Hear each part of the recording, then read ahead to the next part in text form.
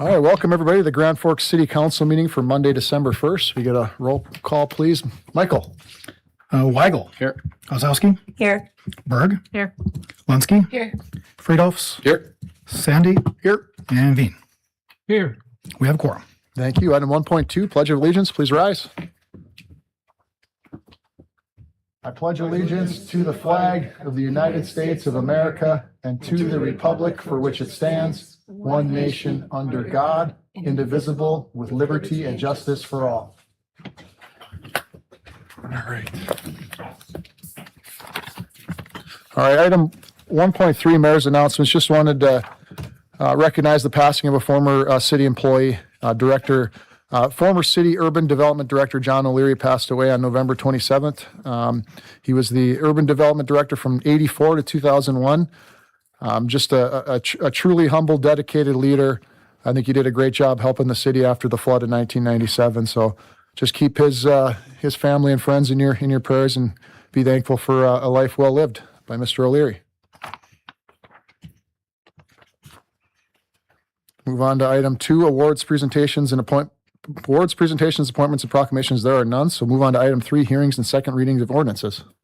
3.1, public hearing on the 2026 Community Development Block Grant CDBG Annual Action Plan. All right, thank you. First, we'll open the public hearing on item 3.1. Anyone here to speak on item 3.1, please come forward. All right, seeing no one, we'll close the public hearing portion and open up to council for comments, motions, questions. Motion to approve. Motion approved from Ms. Berg. Do we have a second? Second from Mr. Friedolfs. Any further discussion? All right, seeing none, all those in favor signify by saying aye. Aye. Aye. Opposed, same sign. Motion carries unanimously.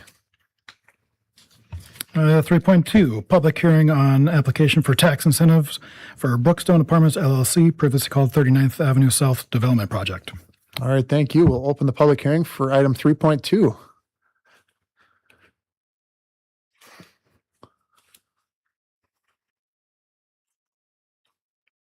Ms. Kopinen, please. I think you just hit the button there. There Okay. you go. Can you hear me? Yes. I'm Mary Capone and I live in Grand Forks.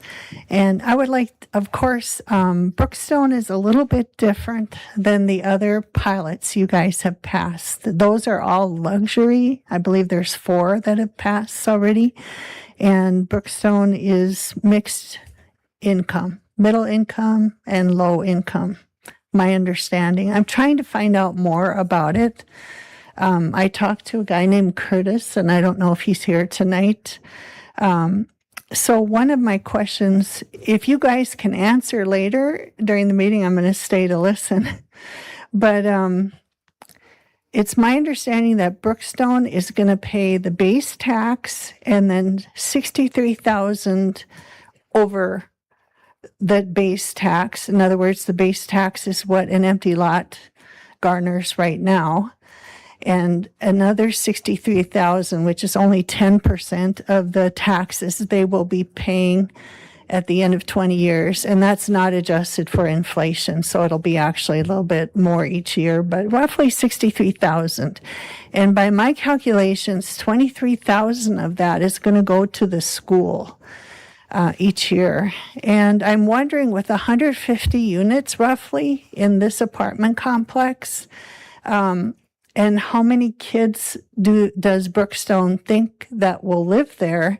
This is way down on the south end by Furniture Row, so I can't see too many UND students living out there. I'm thinking it'll be more like working people and families. And the lower income, 20% of the units that will be for people at the roughly 50% of the poverty level. I don't understand that completely either. I hope you guys explain that. But they're going to have a lot of kids. And at $23,000 going to the public schools, I'm wondering how much it costs a year to educate a student in our public schools. I've tried to find out, but it's Thanksgiving and I had company all week.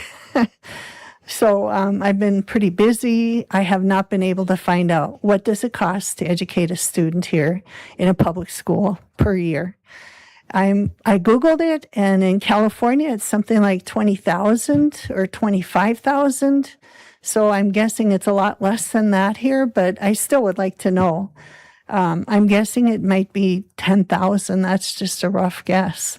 At 10,000 per student a year, that 23,000 is going to cover 2 whole students.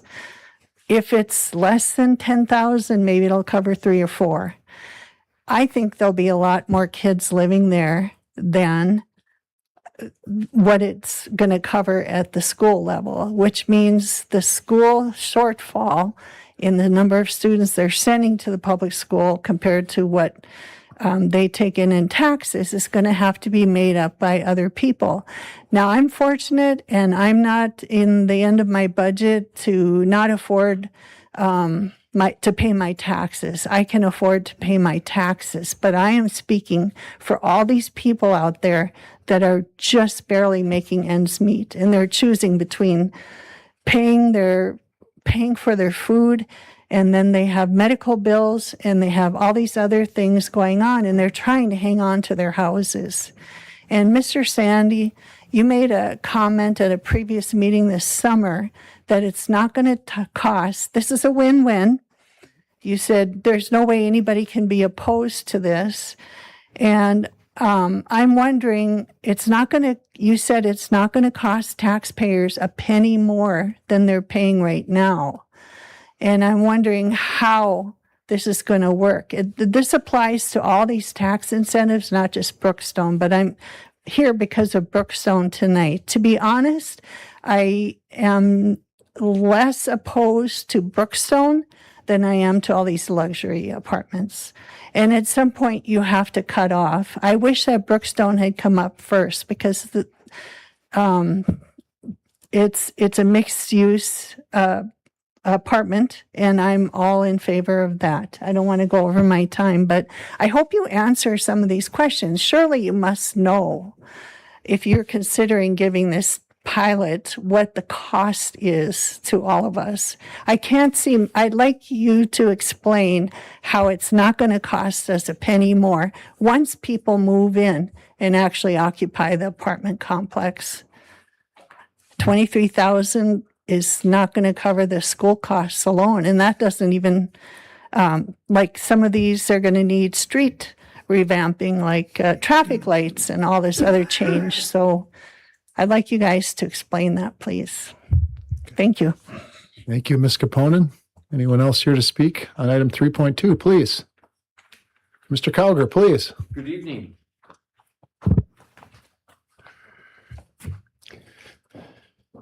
I'm just here to reiterate my previous information that I've given to the city before. We are all for business development and the true intent of a pilot funding. The pilots were made to create or to entertain or to attract business. They're not made for giving money to multifamily projects. It's in the North Dakota Century Code. It says before a municipality may grant a property tax exemption, the project must be certified as a primary sector business. I don't know how these apartments qualify as a primary sector business. It's confusing, but then we'll go on. We are opposed to private developers receiving any property tax exemptions for multifamily housing that are in direct competition with any other existing rental properties that pay property taxes. If you have $1,000 apartment that's existing, Brookstone comes in with $1,000 apartment, but they've got federal, state, and then 12.8 million, if this goes through, of property tax exemption. Tell me how you compete against that if you own that building. Mr. Sandy, can you tell me? Mr. Calgar, any further comments this evening? This isn't a Yep, Q&A. I'll keep going. Thank you. I'll keep going. I won't ask any questions. As in regard to the vacancy rate, which this whole thing is built on, the first meeting in July, Mr. Phelan told us it was between 1.3 and 2% vacancy rate in Grand Forks. The second meeting, we were told that after checking with the multifamily partners of the city, now it's below 1% vacancy rate. The third meeting, Mr. Veen asked a question of Mr. Phelan, and the answer was, he asked him, what is the vacancy issues? Mr. Phelan simply replied, vacancies no longer matter. So I'm rather confused on what you built this program on. If vacancies, first they matter, now they don't matter. It's very confusing.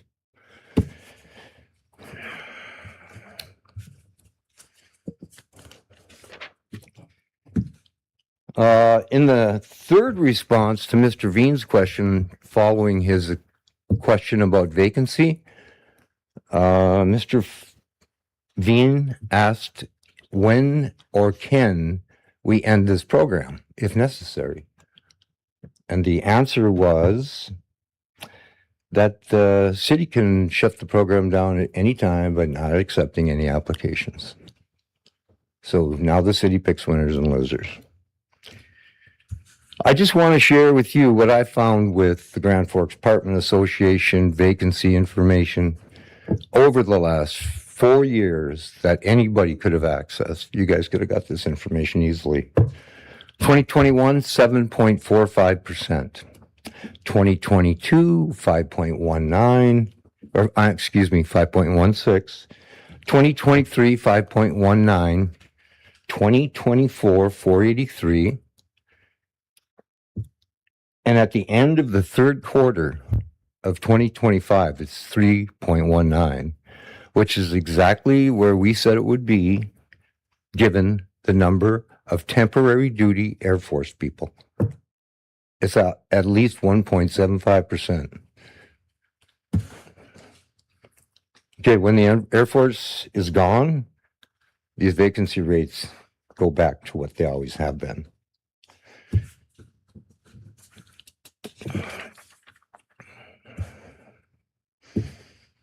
So in the last 3 years, this city council has given away $37.8 million of property tax exemptions. And if you do Brookstone, we'll now hit over $50 million worth of extensions or exemptions. I don't know how that plays out for you, but the way we see it, we being me as general public, Joe Public, is that my taxes are going to go up. And not only on my house, but on any properties we own or anything else to help aid this situation. Then, in regard, I watched podcast 44, the City of Grand Forks, at the 21-minute mark, where Mr. Sandy and Mr. Bernstrom were discussing somewhat pilot stuff, but I found it real odd, Mr. Sandy, that you, all of a sudden, you and I have never, ever met, talked, discussed about anything. But your opinion about me being a slumlord, owning a bunch of crappy apartments, Mr. Cowger, do you have was something quite related to this clear item? on the Please stick to podcast. the Well, item. I'm sorry, I am 3.2, talking. Mr. Cowger. Yes, you are, but you have to stick to the item. This is part of the item. What does this have to do with the tax incentive to the Brookstone? Because your narrative, using a narrative, cutting Okay, please bring Degrade- it back to that and you can continue. this, I am on Okay, it. thank you. I am on it. When you use a narrative to beat people down or make their voice insignificant by saying they're just a slumlord, they got a bunch of crappy apartments. You say the other people that write to the Herald in the mailbag or whatever it is, they don't know what they're talking about.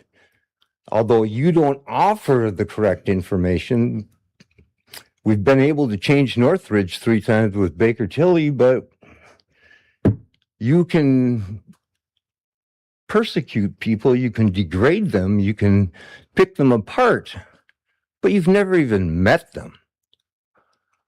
That's what's really disgusting, disappointing, to push your narrative and rip citizens apart. That's ridiculous. That's just totally improper, unprofessional. Okay, Mr. Calgar, again, we're on item Unprofessional 3.2. behavior. Please Thank speak to you. that. Thank you for allowing me to talk. Okay. Thank you. Mr. Sandy, maybe we should meet someday. Mr. Calgar, thank you for your time. Any further discussions on item 3.2? Any other comments? All right, seeing no one, we'll close item 3.2 to public hearing. I did have a couple of comments for Ms. Caponen. I'm sure you are aware the state does pay per pupil $13,500. So each additional student, they would get an extra $13,000. The school district's down 150 students this year, which is roughly $2 million out of their budget. So I'm thinking they probably want to add students to the district, not lose them. So I think that's a huge benefit. You're right. The property does pay $165 in property taxes right now. The plows, the police and fire are all responding, all patrolling that area already. So having $62,000 will help offset that cost, not the other way around. Sorry if I'm trying to think of some of the other questions. Right now, there's a 3% cap. Property taxes so if a person has a home right now, their next bill is going to be down $1,600 from the state, and it can only go up by 3% per year. So there's definitely been relief that's come from the state. The city, I think, has done a great job with our budget, and we continue. We believe that growth in the long run is going to help that. We can certainly sit back and hope these magical projects and perfect projects happen, but we've had to go out and fight for them, just like Agristo. In the end, that growth is going to help raise the entire city up and have more people coming and paying taxes for things that are already here. If we don't grow at all, we're left with the same people paying for larger salaries for teachers, more expensive equipment, more expensive chemicals, all the things that we have to pay for every day. If it's only the citizens here, we're not growing, it's only going to be more expensive. So hope that answers some of your questions. And Mr. Regan's sitting right in front of you. So if you got more, there's your man right there. Thank you. All right, we got open up to council for discussions or motions or comments. Are we motioning to postpone this then? That was originally the staff's recommendation, but I think we can approve this or disapprove it tonight. I think depending upon what the county does, we could approve it contingent on the county's decision, just so. All right, I have done with the comments city. then. Please. If we're going to vote on this today. First off, this is not low income. I agree that it is not a luxury apartment, but this is not a low income apartment. I guess if I had to pick, I would support this one over the other ones because it isn't a luxury type apartment. So that makes me feel a little bit better. I still will be voting no. I disagree with all of these apartment complex pilots 100%. Our population hasn't grown in close to 20 years. And all we're doing is relocating our people. So we're not getting a bigger tax base or anything like that. And, you know, I understand that the temporary people from the Air Force Base need a place to live, but the base needs to step up and take care of their housing situation. They're the ones that are bringing in these people. They tore down all their housing and really haven't rebuilt. I disagree that year after year, we do continue to raise our citizens' property taxes. And I don't think it's fair that we give these private contractors cuts in their property taxes while we continuously raise our citizens' property taxes. Yes, it might only be capped at 3%, but it is still a raise. And there was not tax reform done at the state. We have to go online and sign up for a rebate. You know, if I missed my cutoff date, I wouldn't get those tax breaks. I just wouldn't get whatever it is. But every year I have to go in and I have to apply for that. And I have a lot of concerns with the number of pilots that are coming down the pipeline for these apartment complexes. I do not think that we should be subsidizing this housing or the building of apartment complexes. Obviously not in this case, but especially the luxury units. And once again, these are not low income housing. This is immediate housing. They're not luxury. So obviously we're not going to get like a Franklin on 4th that has all of the amenities. But I also do agree, you know, I don't understand how apartment complexes do qualify as a primary sector business. All we're not creating reasons for people to move here. We're just creating more homes within our community, and our population is not rising. And so I'm a big no on all of these apartment pilots. So thank you. Thank you, Ms. Osowski. Further comments, questions, or motions from council? Motion to approve pending the county's vote. Is Okay. that what we needed? Yeah, I'll just put a contingent on the county's decision tomorrow. Yeah. Yes, and I do want Does to that work note for you, that Mr. Bassett? I'm excited for later in our agenda. We have a topic on applications for property tax exemptions for residential individuals here in our community Thank you, Ms. Berg. and commercial. Yes, thank you. Thank you, Ms. Berg. Do we have a second? Second from President Sandy. Any further discussion? All right, seeing none, all those in favor signify by saying aye. Aye. Opposed, same sign. Aye. Motion carries 6-1 with Osowski dissenting.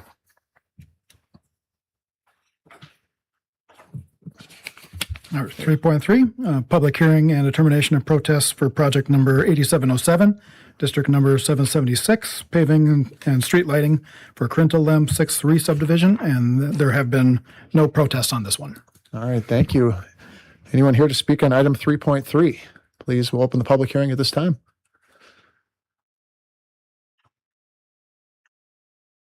All right, seeing no one, we'll close the public hearing portion. And got a motion approved from President Sandy. Do we have a second? Second from Mr. Friedolfs. Seeing no further discussion, all those in favor signify by saying aye. Aye. Opposed, same sign. Motion carries unanimously. That's it for item 3. We'll move on to item 4, citizen comments. Any comments this evening, Ms. Landmark? I have none. Okay, with that, we'll move on to action items. Item 5, I know we've got 5.6 to pull. I do believe 5.3 is a new agenda item. I don't know if we wanted to pull that for discussion. I think it's a great thing, but if we're good to go on that, we're good. Okay. Any other items in council wants to pull other than 5.6? Yeah, I'll pull 5.9.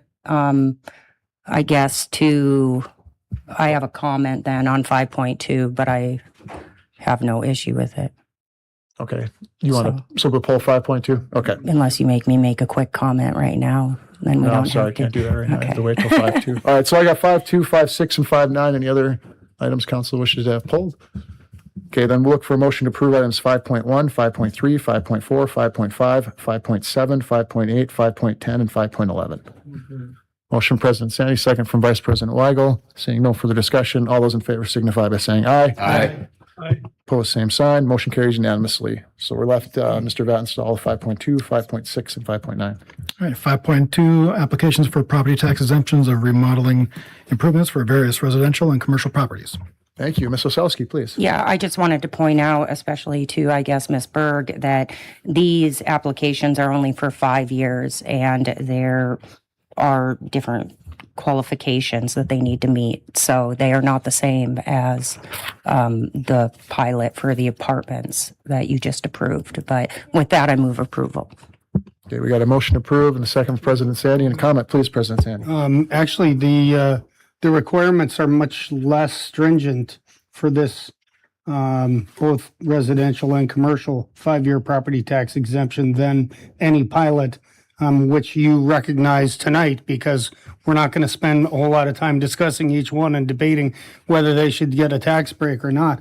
And it's unfortunate Mr. Cowger left. I was going to point out to him tonight that the largest beneficiary of this property tax is actually a developer out of Fargo that renovated Dave's Hot Chicken. And so that development group, commercial development group, made an investment in our community in their own business, and they're reaping the benefit of a significant property tax savings due to this 5-year 100% property tax increase. And so I would have suggested to Mr. Cowger that he could take advantage of this 5-year property tax exemption as well by investing in his own properties and making them so he could compete. When he asked, how can I compete? Well, this is how. You get a 5-year property tax abatement by making an investment in your own properties so that you can. Thank you, Mayor.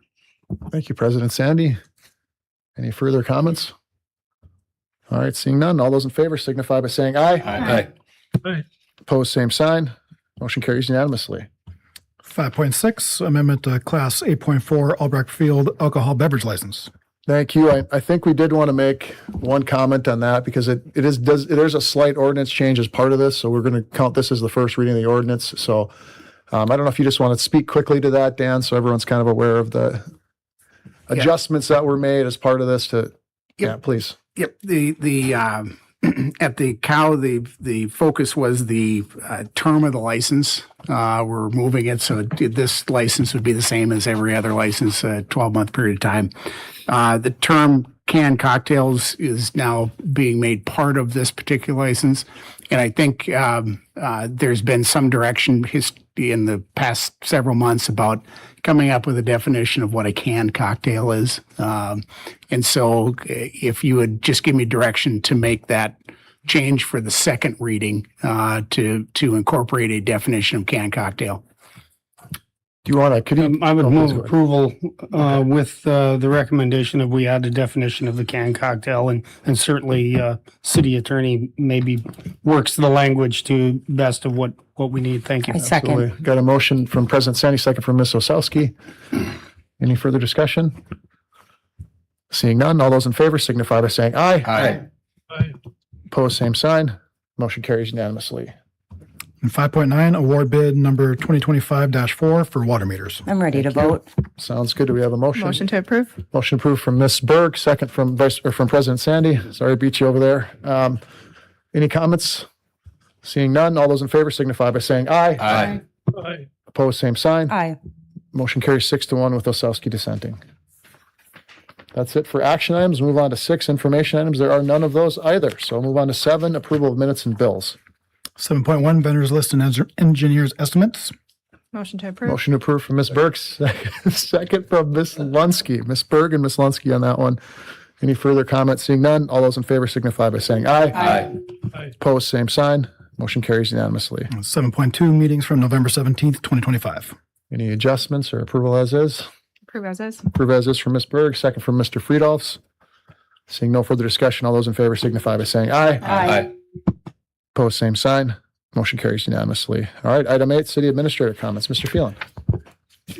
Just in remembrance of John O'Leary, he was tremendous for the city of Grand Forks, especially after the flood of '97.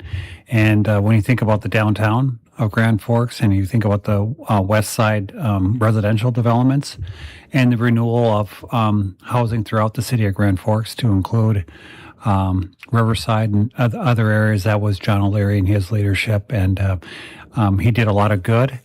And we should remember him because we're really building off of a lot of really good decisions that were made after the '97 flood, and a lot of those came from John O'Leary. So here's to John O'Leary and a really great legacy. Thank you. Thank you, Mr. Phelan. All right, move on to item 9, mayor and council member comments. Ms. Osowski, any comments this evening? Yeah, I just hope that everybody had a nice and safe Thanksgiving, and it's getting colder out, so I hope everyone got out their winter jackets this weekend. Well, thank you for that. Ms. Berg, any comments this evening? No, thank you. All right, Ms. Lunsky, any comments? Just heard final numbers from Holly Dazzle. 18,900 people came out. So thank you to everyone for coming out. Wow, that is awesome. 18,000. They were all there for the Christmas tree lighting, I'm guessing. So, which went off without a hitch this year, just so everybody knows. All right. Mr. Friedolfs, any comments? All right. Mr. Veen. Just one additional quick comment, following up with what Todd Phelan said about John O'Leary. I had the opportunity to work with him for a number of years, and the work that he did and the projects that resulted were very significant, and appreciated it all very much. Thank you. Thank you, Mr. Veen. Vice President Weigel, any comments? No, thank you, Mayor. President Sandy. Thank you, Mayor. No. All right, I'll just close with, I had some people into town that hadn't been to Grand Forks in a while, and it kind of happens quite often these days. They're blown away by how great the town is. So all the opportunity, all the prosperity, all the things that are going on, people are just shocked. So I hope not only this council, but our counterparts on the school board and the county commission, everyone that's been a part of that growth really understands how it looks to everybody else. And it's pretty phenomenal. So thank you for everything this board has done. Movie adjourned. I second. Jeez, I can't even give a compliment these days. That was going on a little long. All right, who made the motion? We're going to go I Vice second. President Weigel and Miss Berg with the second. So She didn't even have her mic on. I seconded it. I heard it. I just have to go with what I hear. So we got a motion, a second. All those in favor signify by saying aye. Aye. Opposed, same sign. We are adjourned.